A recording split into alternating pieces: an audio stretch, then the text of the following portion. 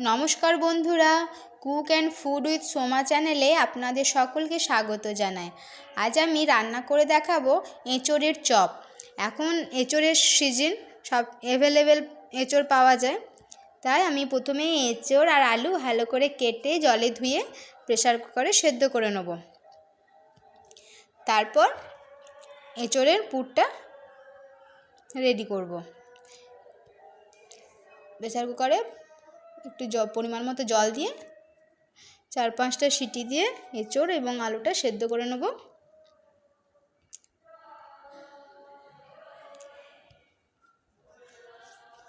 তারপর কড়াইয়ে সর্ষের তেল দিয়ে একটু পেঁয়াজ কুচি ভেজে আদা রসুন বাটা দেব। মশলাটা একটু নাড়াচাড়া করে কষে নেব।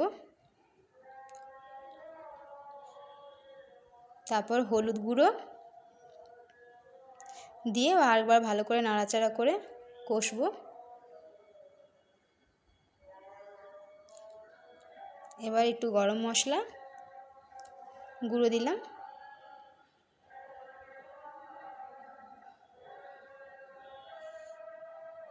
তারপর এই যে এঁচোড় এবং আলুটা কাঁটা চামচ দিয়ে ম্যাশ করে রেখেছিলাম সেটা দিয়ে দেবো। এবার মশলার সাথে ভালো করে মিশিয়ে নেব। তারপর পরিমাণ মতো নুন দিয়ে দিব।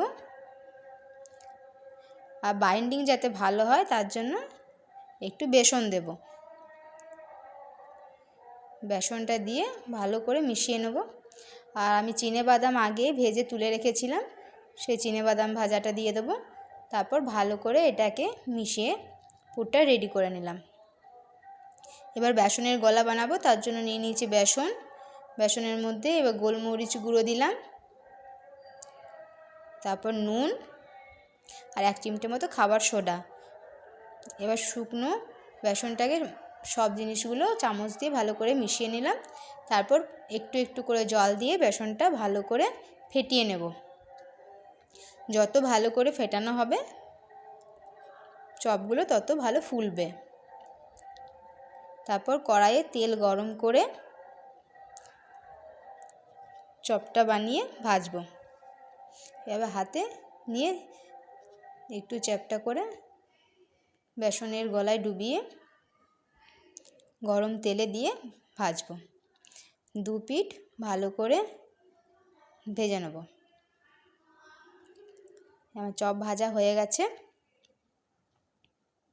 কেমন হয়েছে আমার বানানো এঁচোড়ের চপ অবশ্যই কমেন্ট করে জানাবেন। আমাদের বিহুরানী, আমার ছোটো মেয়ে, বসে বসে এঁচোড়ের চপ খাচ্ছে। Thank you.